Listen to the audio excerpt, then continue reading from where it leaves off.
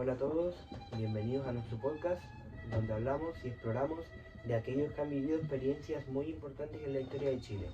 Hoy traemos de invitado a nuestro amigo Olegario Santana, que estuvo en la trágica matanza de la Escuela Santa María.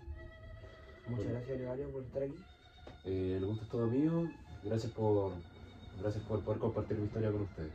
Vale. Bueno, Olegario, empieza explicándome cómo era un poco tu día a día en la salitrera. Bueno, los días de la salitrera eran brutales. Era mucho trabajo físico y también era mucho daño psicológico. Nos explotaban la mayoría de tiempo, no teníamos horas para descansar, tampoco para comer. Así que, si te lo digo de una manera, era muy brutal. Vale. ¿Y por qué era lo que buscaban con la huelga? La huelga fue una respuesta que nosotros tuvimos para rechazar la explotación que nos daban. Lo único que queríamos eran y salarios más justos y más seguridad a la hora de trabajar. Pero parece que a nuestros jefes eso era demasiado para ellos. Claro. ¿Y cómo fue su viaje a Iquique? Fue demasiado largo fue un infierno. Muchos compañeros, muchos amigos murieron y en sí fue muy difícil por la falta de comida, falta de agua, gente que se quería rendir a mitad de camino.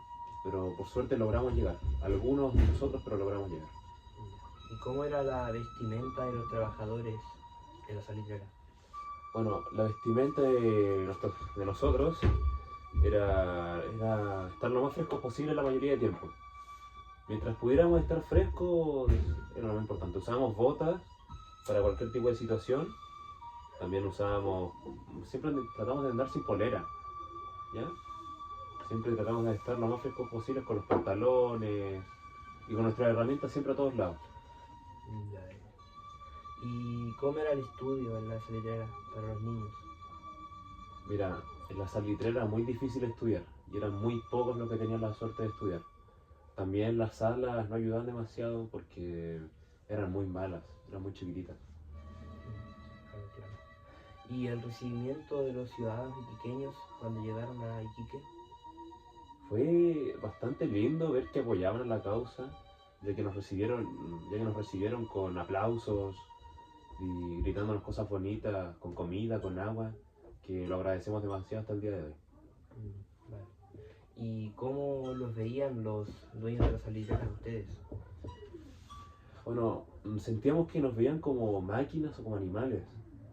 Era como de repente dejaba uno y se lastimaba y no podía seguir trabajando, era considerado un animal y ya no servía, no nos echaban.